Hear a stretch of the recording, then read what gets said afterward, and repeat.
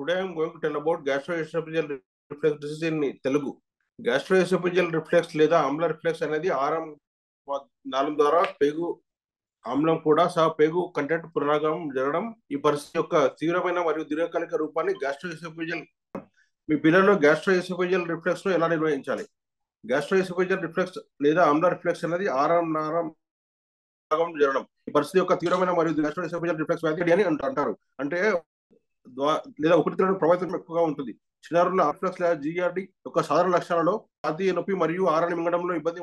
బాబు తన లక్షణాలు చెప్పడానికి చాలా చిన్నవాడైతే మరియు ముక్కు ద్వారా అసాధారణ మంటలు చూపిస్తే లేదా వారు సాధారణం కంటే ఎక్కువ చిరాకు చెందుతుంటే వారు తినడానికి నిరాకరించడం, తక్కువ తినడం లేదా పెరుగుదలలో లేదా బరువు పెరగడంలో చెడు అనుభవిస్తున్నారా అని చూడండి. ఇవన్నీ జిఆర్డి కారణంగా ఉండవచ్చు. జిఆర్డిని చికిత్స చేయడానికి అందులో ఔషధాల ఉపయోగం మరియు మీ పిల్లల రోజువారీ అలవాట్లలో ఆధారిత పానీయాలు తరచుగా ఆమ్లం తగ్గించేందుకు ప్రయత్నించాలి లేదా వారు వాటిని పూర్తిగా తినడం లేదు అని నిర్ధారించుకోండి.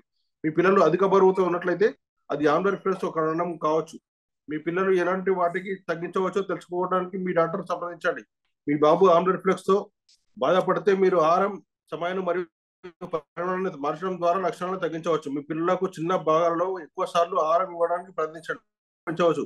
మీరు మీ బాబు బాటిల్ ద్వారా ఆహారం ఇస్తున్నట్లయితే లేదు అని నిర్ధారించుకోండి. ఆహార సమయంలో మీ బాబును కొద్దిగా ప్రయత్నించండి.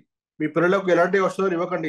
ఏదైనా సాధారణ ఔషధాలు సహా ముందుగా మీ డాక్టర్ సంప్రదించక ముందు సాధారణ యాంటీసెప్టిక్స్ మీ పిల్లలకు స్వల్పకాలంగా ఉంటాయి. మీ పిల్లల దగ్గర మృదువైన లేదా మధ్యస్థ ఆమ్ల రిఫ్లెక్స్ లేదా వంటి మరింత ప్రత్యేక ఔషధాలు మీ డాక్టర్ మీ పిల్లలకు జిఆర్డి కోసం మరియు కొన్నిసార్లు దీర్ఘకాలం ఇవ్వచ్చు. జిఆర్డి తీవ్రంగా ఉంటే మరియు ఔషధాలు లేకుండా లేదా జీవనశైలిలో మార్పులు సహాయపడకపోతే మీ డాక్టర్ మీ ఛానల్ సారాంశం చెప్పాలంటే జిఆర్డి ఒక దీర్ఘకాలిక జీర్ణ సంబంధిత సమస్యగా ఉంది. ఇది మీ పిల్లలను ప్రభావితం చేస్తుంది మరియు వారి జీవనశైలి మరియు ఆహారంలో మార్పులు చేయడం ద్వారా బాగా నిర్వహించవచ్చు. కానీ కొన్నిసార్లు ఔషధాలు అవసరం అవుతాయి మరియు కొన్ని సందర్భాల్లో శస్త్రచికిత్స కూడా అవసరం అవుతుంది. మీ పిల్లలకు జిఆర్డి ఉంటే వారి డాక్టర్ సంప్రదించడం ముఖ్యమైనది.